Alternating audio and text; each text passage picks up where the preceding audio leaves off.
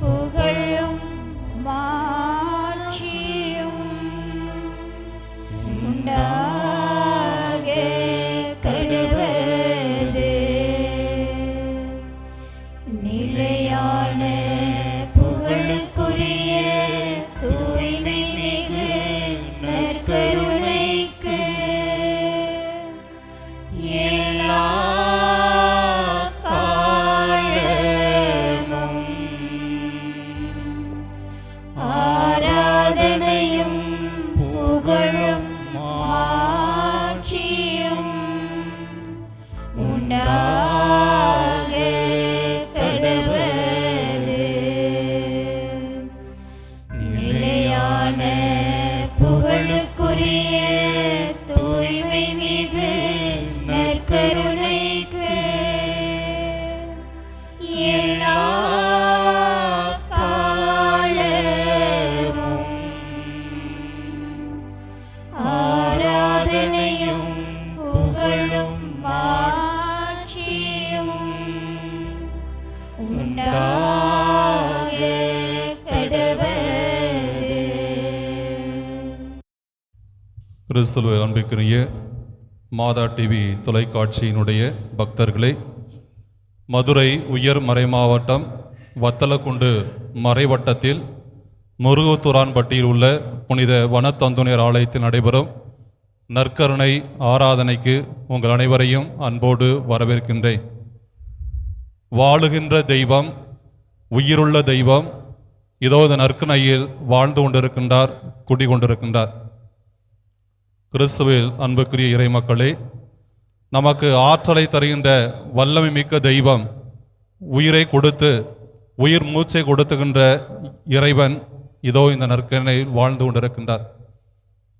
நமக்கு வேண்டிய வரங்களை எல்லாம் தருகின்றவர், நமக்கு வாழ்க்கையை பாதையை சுட்டி காட்டி வழிநடத்திய தெய்வம் இதோ இந்த நற்கருணை இருக்கின்றார்.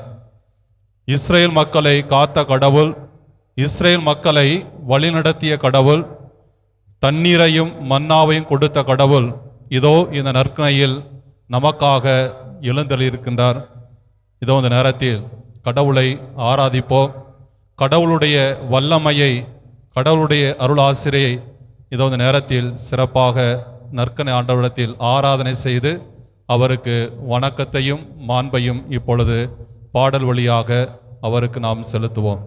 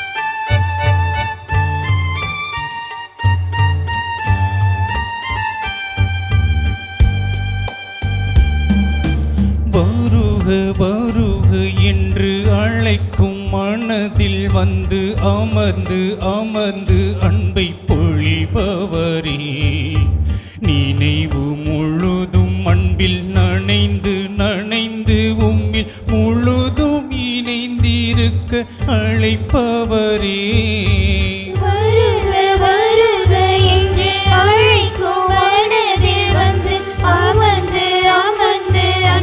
பொழிபவரே, நினைவு முழுதும் அன்பில்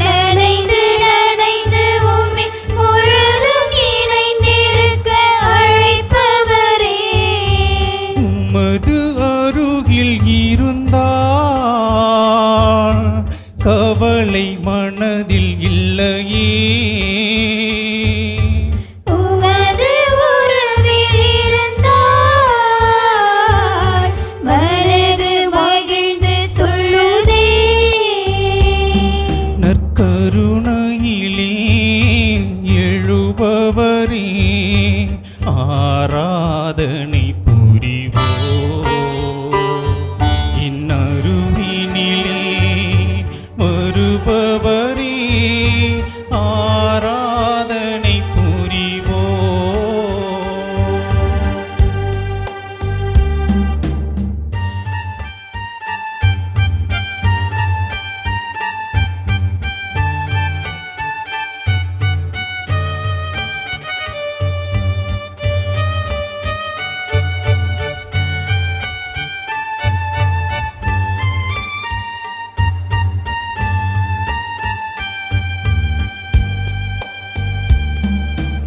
உருகி உருகி நீதம் உனக்கென எரிந்திடும் மெழுகு திரிகள் என ஒளிந்திடுவோம். மலர்ந்து மலர்ந்து உந்தன் பதத்தில் இணைந்திருந்து மணக்கும் மலர்கள் என அலங்கரிப்போம். உருகி உருகி நீதம் உனக்கென எரிந்திடும் மெழுகு திரிகள் என ஒழிந்திடுவோம்.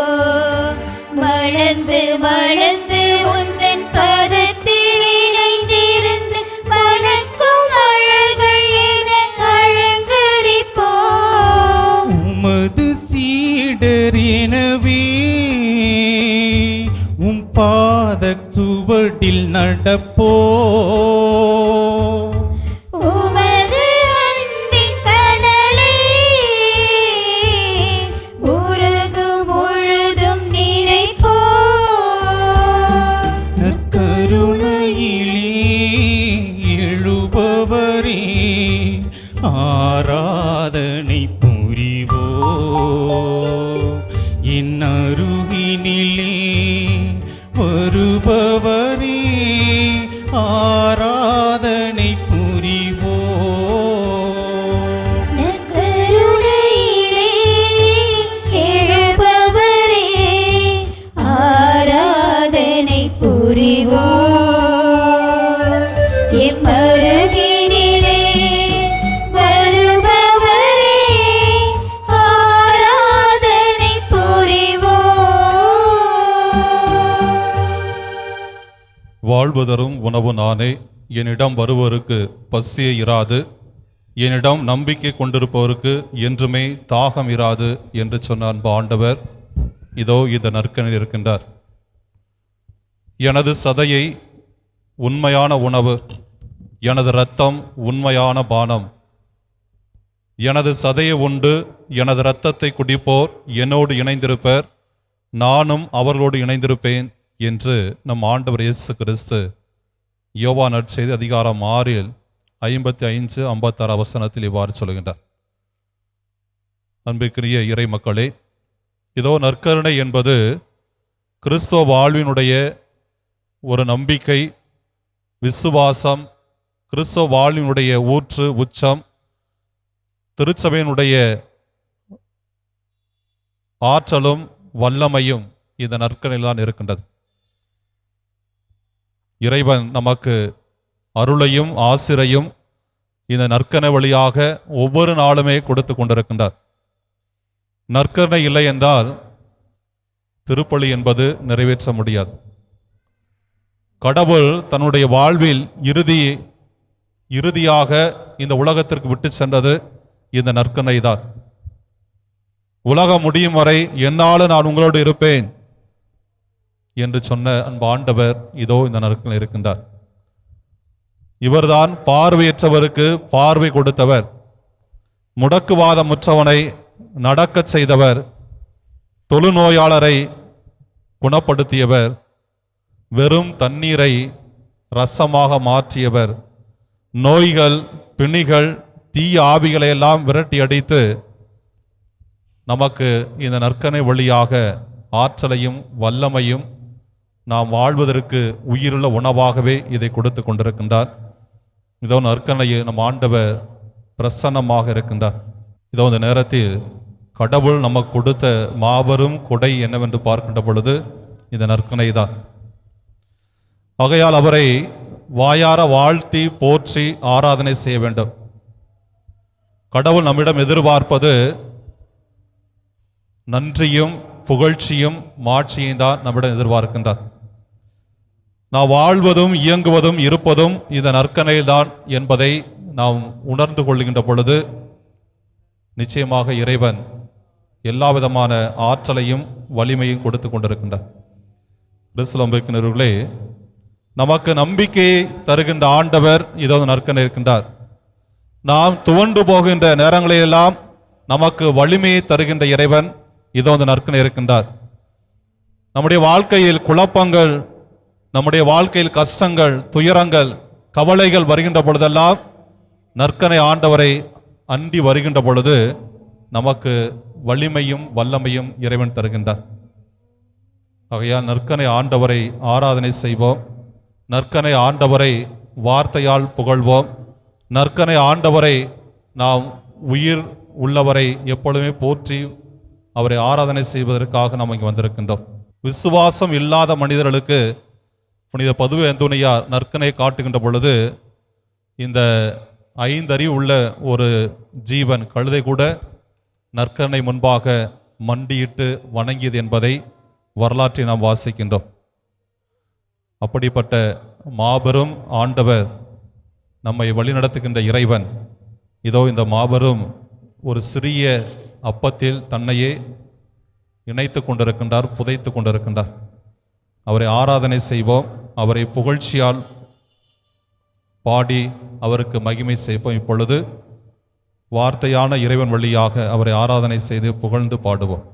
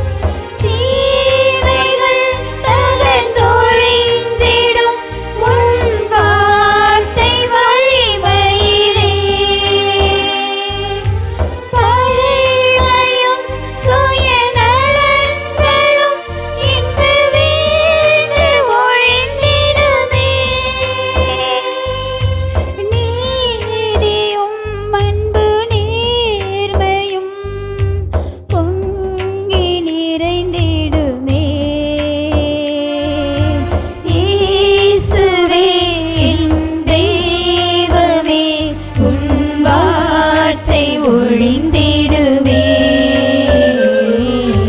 இயேசுவே உந்தன் வார்த்தையால் வாழ்வு வளம் பெறுமே. நாளுமே அன்பு பாதையில் கால்கள் நடந்திடுமே.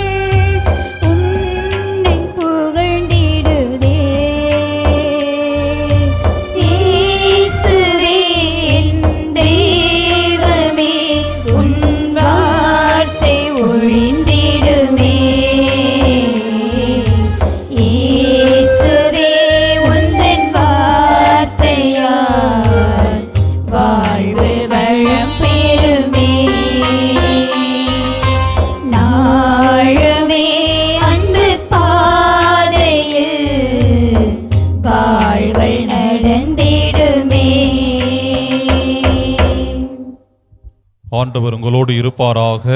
உம் ஆன்மாவோடும் இருப்பாராக. புனித லூக்கா எழுதிய தூய நற்செய்தியிலிருந்து வாசகம். ஆண்டவரே மாட்சி உமக்கே. அதிகாரம் 8 இறை திருவசனங்கள் 40 48 முடிய. இயேசு திரும்பி வந்தபோது அங்கே திரண்டு அவருக்காக காத்திருந்த மக்கள் அவரை வரவேற்றனர். அப்போது தொழுகை கூட தலைவர் ஒருவர் இயேசுவிடம் வந்தார். அவர் பெயர் யாயிர். அவர் இயேசுவின் காலில் விழுந்து தம்முடைய வீட்டிற்கு வருமாறு வேண்டினார். ஏனெனில் 12 வயது உடைய அவருடைய ஒரே மகன் சாகும் தருவாயில் இருந்தால். இயேசு அங்கு செல்லும் வழியில் மக்கள் கூட்டம் அவரை நெருக்கி கொண்டிருந்தனர். 12 ஆண்டுகளாய் இரத்தப்போக்கினால் வருந்திய பெண் ஒருவர் அங்கு இருந்தார். அவர் தம் சொத்து முழுவதையும் மருத்துவரிடம் செலவழித்தும் எவராலும் அவரை குணமாக்க இயலவில்லை. அப்பன் இயேசுவுக்கு பின்னால் வந்து அவரது மேலுடையின் ஓரத்தை தொட்டார். உடனே அவரது இரத்தப்போக்கு நின்று போயிற்று. என்னை தொட்டவர் யார் என்று இயேசு கேட்டார். அனைவரும் மறுத்தனர். பேதுரு, ஆண்டவரே, மக்கள் கூட்டம் சூழ்ந்து நெருக்கி கொண்டிருக்கிறதே என்றார். அதற்கு இயேசு, யாரோ ஒருவர் என்னை தொட்டார், என்னிடமிருந்து வல்லமை வெளியேறியதை உணர்ந்தேன் என்றார். அப்பெண் தாம் இனியும் மறைந்திருக்க முடியாதென்று கண்டு நடுங்கிக் கொண்டே வந்து அவர் முன் விழுந்து தாம் அவரை தொட்ட காரணத்தையும் உடனே தமது பிணி நீங்கியதையும் பற்றி மக்கள் அனைவர் முன்னிலையிலும் அறிவித்தார். இயேசு அவரிடம், மகளே, உனது நம்பிக்கை உன்னை நலமாக்கியது, அமைதியுடன் போ என்றார். ஆண்டவரின் அருள்வாக்கு. கிறிஸ்துவே உமக்கு புகழ். கிறிஸ்துவே, நற்கருணை என்பது நமக்கு நம்பிக்கையை கொடுப்பது. நற்கருணை என்பது நாம் வாழ்வதற்கு ஒரு உந்து சக்தியாக இருக்கின்றதுதான் நற்கருணை.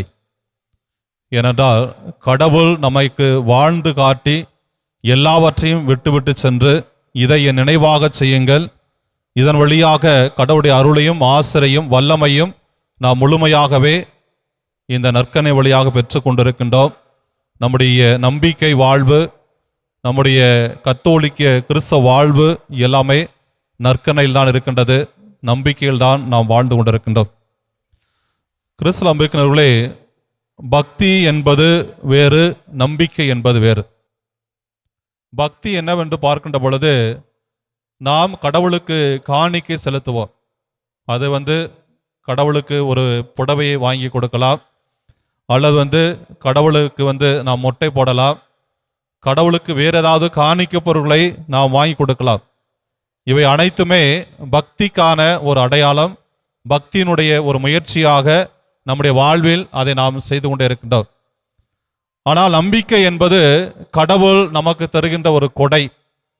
அந்த கொடையை நாம் கிறிஸ்துவனுடைய வார்த்தையின் வழியாக அதை வாழ்ந்து காண்பிக்கின்ற பொழுதுதான் நமக்கு அது முழுமையான ஒரு கொடையாக மாறுகின்றது. அதை நம்ப வேண்டும். நம்பி விசுவசிக்கின்ற பொழுதுதான் நம்பிக்கை ஆளப்படுகின்றது. அதைத்தான் லூக்கா நற்செய்தி அதிகாரம் 1:45 பார்க்கின்றோம். எலிசபெத் அம்மாள் அன்னை மரியாளை பார்த்து இந்த வார்த்தையை சொல்லுவார். ஆண்டவர் உமக்கு சொன்னவை நிறைவேறும் என்று நம்பிய நீர் பேறு பெற்றவர். ஆண்டவர் உமக்கு சொன்னவை நிறைவேறும் என்று நம்பிய நீர் பேறு பெற்றவர் என்று எலிசபெத் அம்மாள் அன்னை மரியாளை பார்த்து சொல்கின்றார். ஆகையால் கடவுளுடைய வார்த்தையை அன்னை மரியாள் ஆழமாக நம்பினார். எந்த விதமான அதில் சந்தேகம் இல்லை. ஆகையால் தான் கடவுள் அன்னை மரியாளை பேறு பெற்றவர் என்று அழைக்கின்ற அளவுக்கு எலிசபெத் அம்மாள் அவரை உயர்த்துகின்றார். கடவுளுடைய வார்த்தையை நம்புகின்ற ஒரு பெண்ணாக, கடவுளுடைய வார்த்தைக்கு கட்டுப்பட்டு நடக்கின்ற ஒரு தாயாக நம்முடைய அம்மா அன்னை மரியாள் எப்பொழுதும் இருக்கின்றார். ஆகையால் தான் எல்லா பெண்களுக்கும் உரிய அந்த பேறு பெற்ற ஒரு பெண்ணாக அன்னை மரியாள் அழைக்கப்படுகின்றார். கிறிஸ்து நம்பிக்கையினர்களே, தொடக்க நூல் அதிகாரம் 12:1 உள்ள 4 வசனத்தை பார்க்கின்ற பொழுது அங்கு விசுவாசத்தின் தந்தை, நம்பிக்கையின் தந்தை என்று அழைக்கப்படுகின்ற ஆபிரகாம் கடவுளுடைய வார்த்தையை நம்புகின்றார்.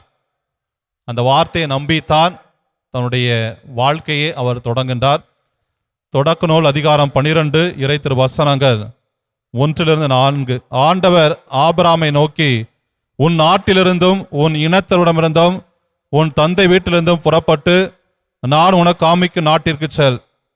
உன்னை நான் பெரிய இனமாக்குவேன், உனக்கு ஆசி வழங்குவேன், உன் பெயரை நான் சிறப்புறச் செய்வேன், நீ ஆசியாக விளங்குவாய். உனக்கு ஆசி கூறுவோருக்கு நான் ஆசி வழங்குவேன். உன்னை சவிப்போரை நான் சவிப்பேன், உன் வழியாக மண்ணுலகின் மக்களினங்கள் அனைத்தையும் ஆசி பெறும் என்றார்.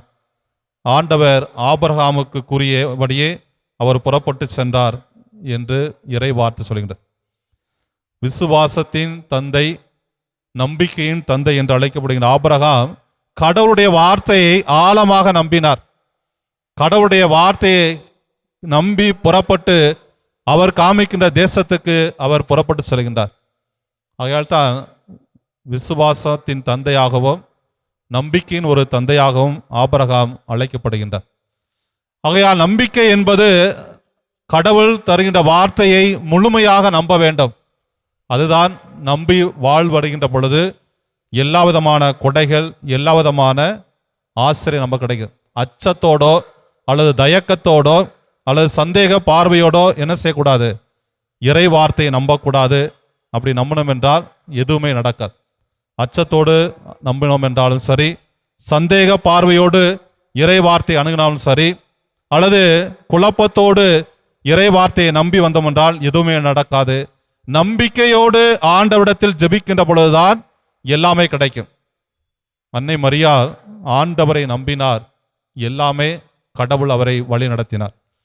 ஆபிரகாம் கடவுளை நம்பினார், இறை வார்த்தையை நம்பினார், தயக்கமின்றி நம்பினார், அச்சமின்றி நம்பினார். கடவுள் அவரை ஆசிராக, எல்லா இனத்தவருக்கும் தந்தையாக, நம்பிக்கையின் தந்தையாக அவரை மாற்றினார்.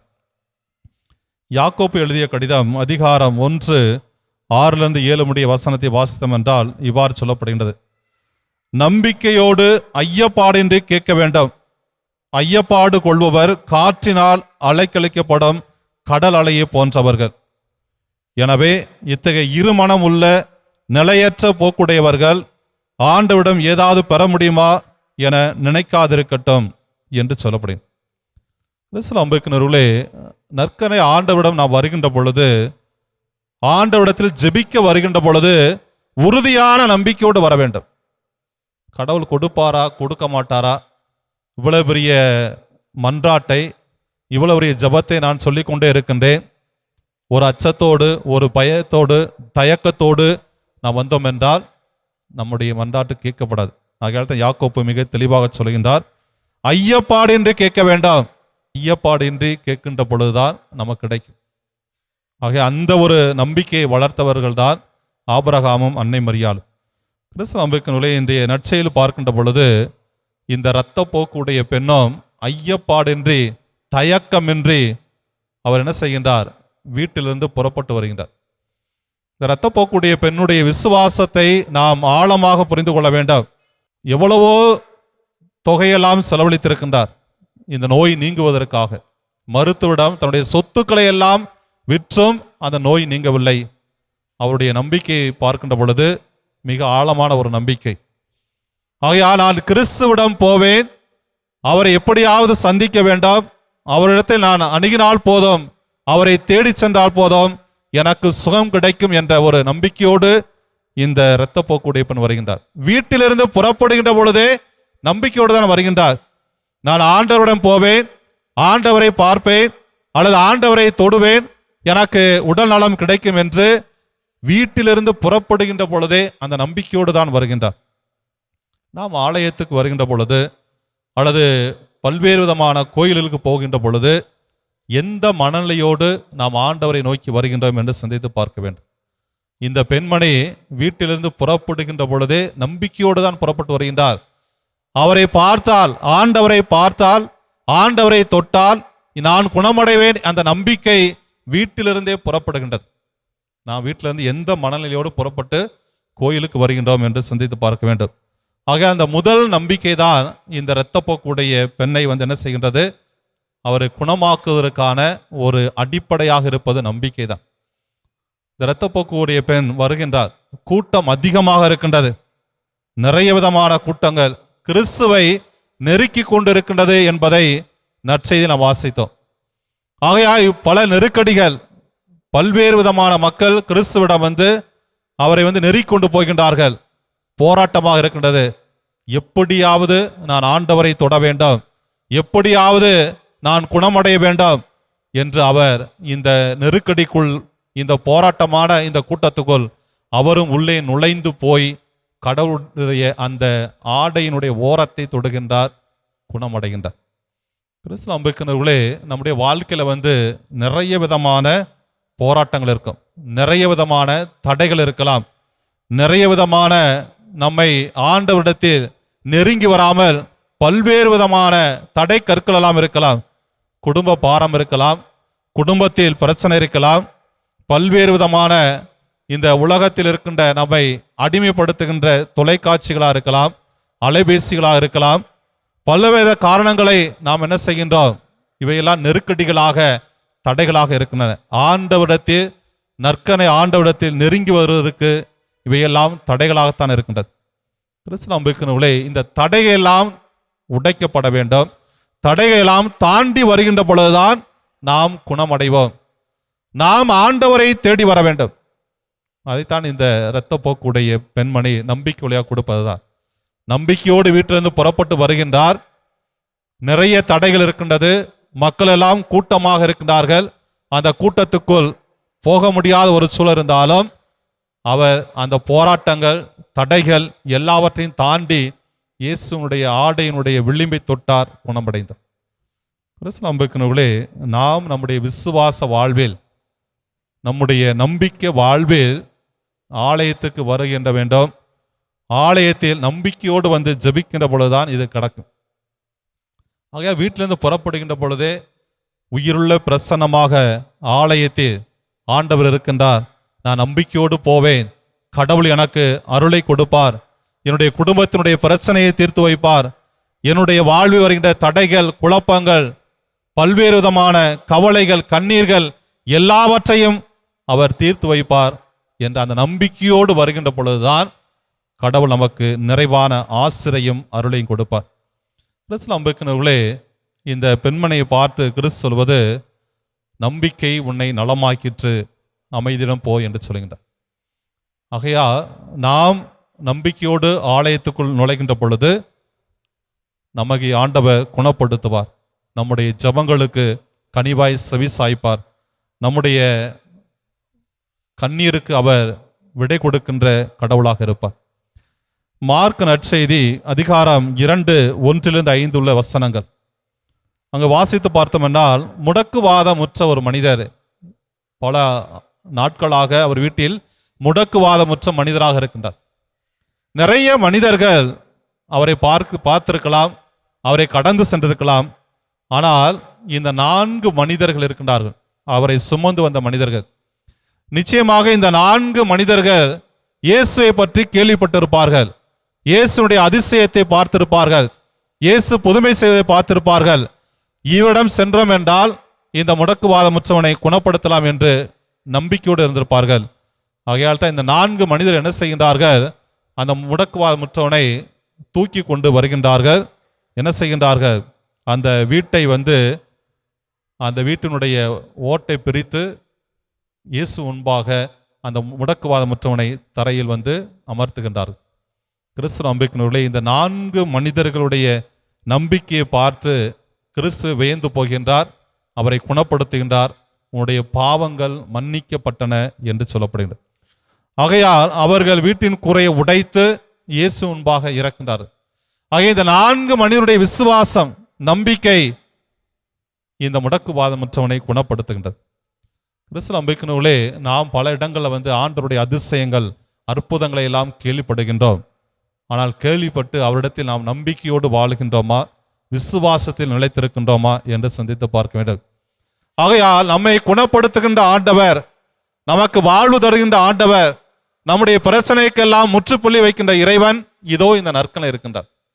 இவரிடத்தில் நாம் தஞ்சம் அடைகின்ற பொழுதுதான், அவரை தேடி வருகின்ற பொழுதுதான், அவரிடத்தில் நம்முடைய வாழ்வை ஒப்படைக்கின்ற பொழுதுதான் அவர் நம்மை குணப்படுத்துவார், நமக்கு ஆற்றலை தருவார், வல்லமை தருவார். மத்தேயு நற்செய்தி அதிகாரம் 13:57 பார்க்கின்றோம். இயேசு சொந்த ஊருக்கு போகின்ற பொழுது அவர்களுக்கு நம்பிக்கை இல்லாததால் அவர் அங்கு பல வல்ல செயல்களை செய்யவில்லை. 58வது வசனத்தில் மிக தெளிவாக இருக்கின்றது, அவர்களுக்கு நம்பிக்கை இல்லாததால் அவர் அங்கு பல வல்ல செயல்களை செய்யவில்லை என்று இறை வார்த்தை நமக்கு சொல்லுகிறது. கிறிஸ்து நம்பிக்கைகளே, நம்பிக்கை இல்லை என்றால் நிச்சயமாக எதுவுமே நடக்காது. ஆகையால் நான் நம்பிக்கையோடு வர வேண்டும். நம்பிக்கையோடு வருகின்ற பொழுதுதான் இதோ சாதாரண ஒரு தண்ணீரை ரசமாக மாற்றிய இறைவன் இந்த நற்கனை இருக்கின்றார், நம்முடைய ஜெபத்தை கேட்டு அருள் புரிவார். நம்பிக்கையோடு இந்த இரத்தப்போக்குடைய பெண் வந்தார், அவருடைய நோய் நொடிக அனைத்தையுமே குணமாக்கினார். முடக்குவாதமுற்றவனை 4 மனிதர்கள் நம்பிக்கையோடு தூக்கி வந்தார்கள். அவனை நற்சுகம் பெற்றவுடனே அவன் எழுந்து நடந்து போகின்றார். கிறிஸ்து நம்பிக்கையினர்களே, நாம் நற்கனை ஆண்டவர் முன்பாக நம்பிக்கையோடு வருகின்ற பொழுது நிச்சயமாக நாம் குணமடைவோம். வாழ்வை கடவுள் நமக்கு காட்டுவார், நம்முடைய வாழ்க்கையை உயர்த்துவார். நம்முடைய பிணிகள், நம்முடைய நோய்கள் எல்லாவற்றையும் அவர் ஏற்றுக்கொண்டு நமக்கு நற்சுகத்தை தருவார். நம்பிக்கை மட்டும்தான் மனிதனை வாழ வைக்கும். ஆகையால் தான் ஆபிரகாம் கடவுளை நம்பினார், அவருடைய வாழ்க்கை எல்லாவற்றுக்கும் மேலாக இறைவன் அவரை உயர்த்துகின்றார். அதே போல நம்முடைய தாய் அன்னை மரியாள் இறை வார்த்தையை நம்பினார், கடவுள் எல்லா பெண்களுக்கும் அந்த பேர் பெற்ற ஒரு பெண்ணாக அன்னை மரியாளை உயர்த்துகின்றார். நாமும் நற்கனை ஆண்டவரை முழுமையாக நம்புகின்ற பொழுது, நம்முடைய வாழ்க்கையில் நற்கனை ஆண்டவரை சுமந்து செல்கின்ற பொழுது, நற்கனை ஆண்டவரை நம்முடைய வாழ்க்கையில் எடுத்து செல்கின்ற பொழுது, இறைவன் என்னோடு வாழ்ந்து கொண்டிருக்கின்றார், இறைவன் என்னோடு இருக்கின்றார் என்ற அந்த நம்பிக்கையோடு இருக்கின்ற பொழுது நாம் அச்சப்பட தேவையில்லை, கண் கலங்க தேவையில்லை, நாம் யாரை கண்டும் பயப்பட தேவையில்லை.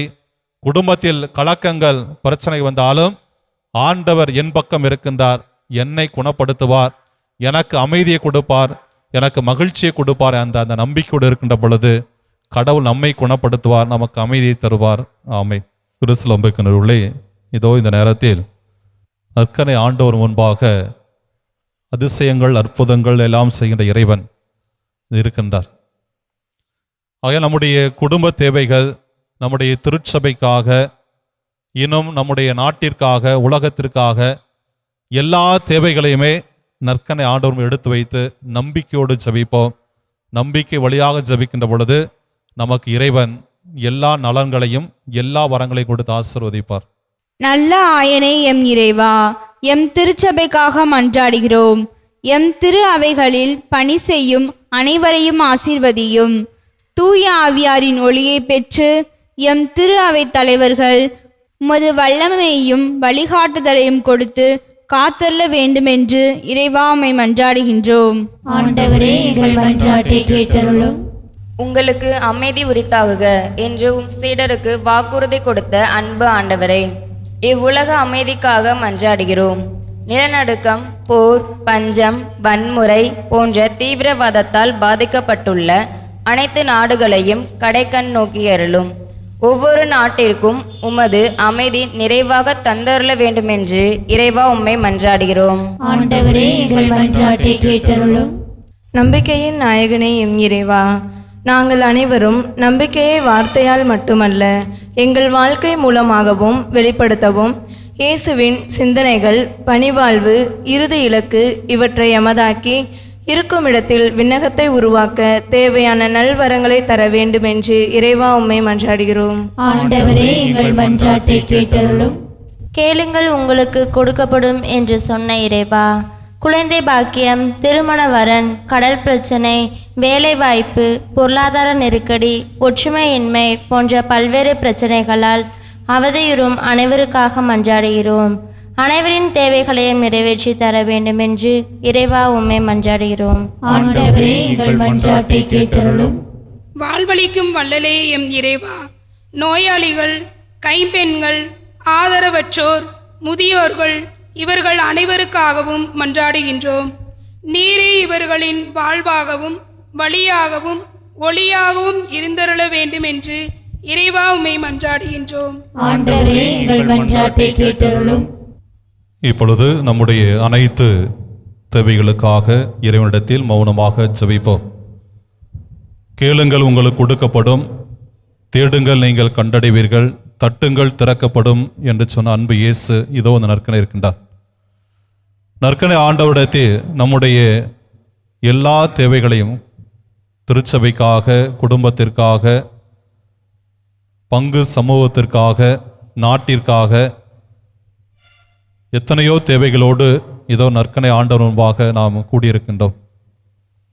எல்லாவற்றையும் எடுத்து வைத்து நம்பிக்கையோடு நாம் ஜெபிப்போம். இறைவன் நம்மை நிச்சயமாக குணப்படுத்துவார், நம்முடைய வாழ்க்கையை உயர்த்துவார், நம்முடைய வாழ்க்கைக்கு தேவையான எல்லா நலன்களை நிரப்புவார். அவருடைய தூய ஆவியுடைய கொடைகள், கனிகள், வரங்கள் எல்லாம் பொழிந்து நம்மை ஆசீர்வதிப்பார். அதே நற்கனை ஆண்டவர் இதோ நம் மத்தியில் இருக்கின்றார், பிரசன்னமாக இருக்கின்றார். அவரிடத்தில் எல்லா தேவைகளையும் எடுத்து வைத்து மௌனமாக ஜெபிப்போம்.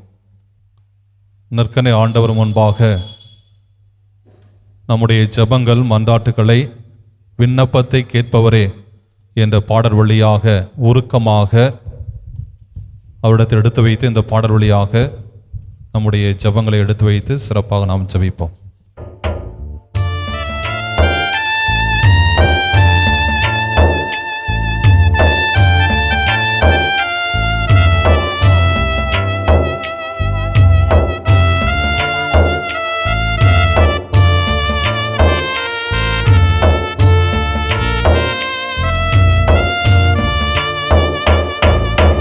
விண்ணப்பத்தை கேட்பவரே, என் கண்ணீரை காண்பவரே, சுகம் தருபவரே, ஸ்தோத்திரம் இயேசையா. விண்ணப்பத்தை கேட்பவரே,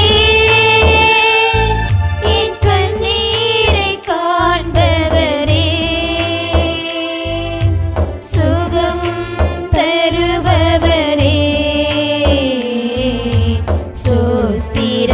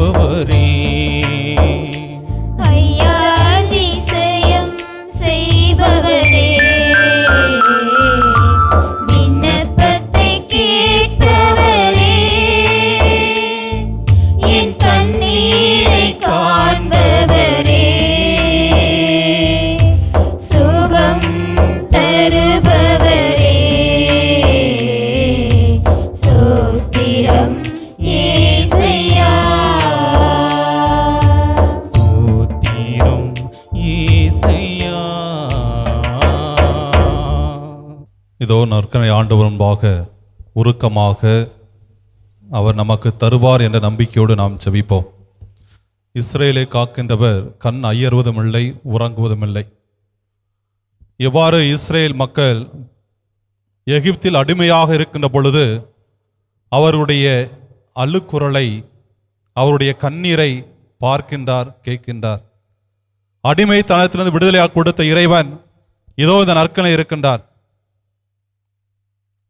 இஸ்ரேல் இனம் பாலைவனத்தில் பசியோடு இருக்கின்ற பொழுது, தாகத்தோடு இருக்கின்ற பொழுது அவர்களுக்கு தண்ணீரை கொடுத்தார், மன்னாவை கொடுத்து ஆசீர்வதித்த இறைவன் இதோ இந்த நற்கனை இருக்கின்றார். இஸ்ரேல் மக்களுக்கு ஒரு புதிய நாட்டை கொடுத்த இறைவன், பகைவரை எல்லாம் அடித்து விரட்டிய இறைவன் இதோ இந்த நற்கனை இருக்கின்றார். கிறிஸ்துவுக்குள்ளே நம்மை சூழ்ந்திருக்கின்ற பகைமைகள், நம்மை ஆட்டி படைக்கின்ற தீய சக்திகளெல்லாம் அடித்து விரட்டுகின்ற இறைவன் இதோ இந்த நற்கனை இருக்கின்றார். அவரிடத்தில் நம்பிக்கையோடு நாம் ஜெபிப்போம், உருக்கமாக மன்றாடுவோம். இதோ இரத்த போக்குடைய பெண் அவருடைய ஆடையினுடைய விளிம்பை தொட்டார், குணமடைந்தார். நூற்றுவ தலைவனுடைய மகனை குணப்படுத்திய இறைவன் இதோ இந்த நற்கனை இருக்கின்றார். உனது நம்பிக்கை உன்னை குணமாக்கிற்று என்று சொல்லுகின்றார் நம் ஆண்டவர். எவ்வாறு கானாவூரில் ரசம் தீர்ந்து போன பிறகு அன்னை மரியாவுடைய வார்த்தைக்கு கட்டுப்பட்டு வெறும் தண்ணீரை ரசமாக்கிய மாற்றியவர் இதோ இந்த நற்கனை இருக்கின்றார். பார்வையற்றவருக்கு பார்வை கொடுத்த இறைவன், முடக்குவாதமுற்றவனை நடக்கச் செய்த இறைவன், தொழு நோயாளரை குணப்படுத்திய இறைவன், கவலைகளோடு பெரும் சுமைகளோடு பல்வேறு விதமான துயரங்களோடு கிறிஸ்துவிடம் வந்த ஒவ்வொரு மக்களையும் அவர் ஆற்றுப்படுத்தினார். அவருடைய வாழ்க்கையில் நம்பிக்கையை ஊட்டினார். நல்ல ஆயனாக இருந்து அவர்களை சுமந்து கொண்டார் என்பதை நாம் வாசிக்கின்றோம். இதோ நற்கனை இருக்கிற ஆண்டவரை உற்று நோக்கி பார்ப்போம். இயேசுவிடம் வந்த அனைத்து மனிதர்களும் நலம் பெற்றார்கள், வாழ்வடைந்தார்கள், அமைதியை பெற்றார்கள். இதோ நற்கனை இருக்கின்ற ஆண்டவரை உற்று நோக்கி பார்ப்போம். நம்முடைய குடும்பங்களுக்காக மன்றாடுவோம், நம்முடைய தொழில் வளத்திற்காக மன்றாடுவோம். குடும்பங்களுக்கு பிரச்சனைகள், கவலைகள், கண்ணீர்கள், வேதனைகள், கடன் பிரச்சனைகள் எல்லாவற்றுக்காக மன்றாடுவோம். கடவுள் நம்மை குணப்படுத்துவார், ஆசிரியை கொடுப்பார். இதோ நற்கனை இருக்கின்ற ஆண்டவரை உற்று நோக்கி பார்ப்போம். இவரே நல்ல ஆயனாக இருக்கின்றார். நானே வழியும் வாழ்வும் உண்மையும் என்று சொன்ன இறைவன், உலகம் முடியும் வரை என்னாலும் நான் உங்களோடு இருப்பேன் என்று சொன்ன இறைவன் நம்மை கைவிட மாட்டார், நம்மை திக்கற்றவர்களாக விட மாட்டார். நம்மை கரம் பிடித்து நடத்தி செல்கின்ற இறைவன் இதோ இந்த நற்கனை இருக்கின்றார். நாம் வாழ்வதும் இயங்குவதும் இருப்பதும் நமக்கு உயிர் மூச்சு கொடுத்த இறைவன் இதோ இந்த நற்கனை இருக்கின்றார். அவ்விடத்தில் நம்பிக்கையோடு ஜெபிப்போம். கடுகளகு நம்பிக்கை இருந்தால் மட்டும் போதும், எல்லாமே நமக்கு கிடைக்கும். எல்லா வரங்களையும் ஆண்டவரிடத்தில் பெற்றுக்கொள்ளலாம். எல்லாமே அதிசயங்கள் நடக்கும்.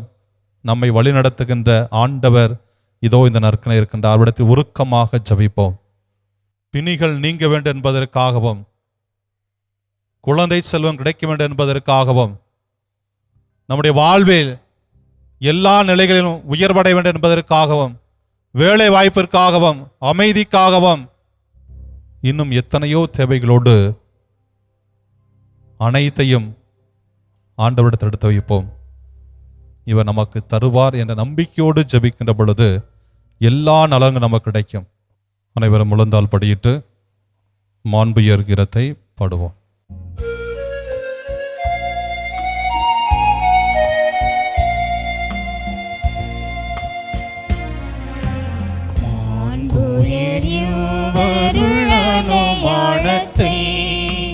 தாழ்ந்து பணிந்து ஆராதிப்போம். பழைய நியம முறைகள் அனைத்தும் இனி மறைந்து முடிவு பெறுக. புதிய நியம முறைகள் வருக. புலன்கள்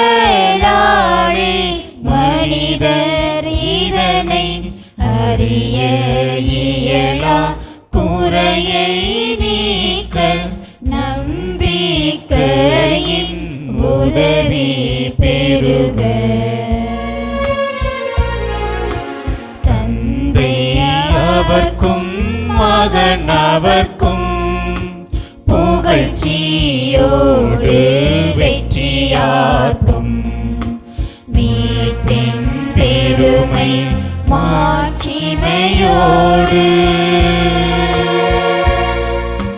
வலிமை வாழ்த்து யாவுமாக இருவரிடமாய்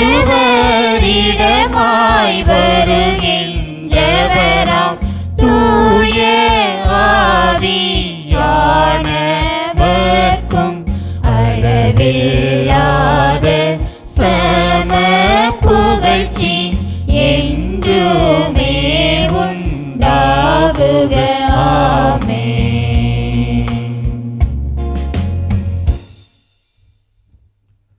மன்றாடுவோமாக.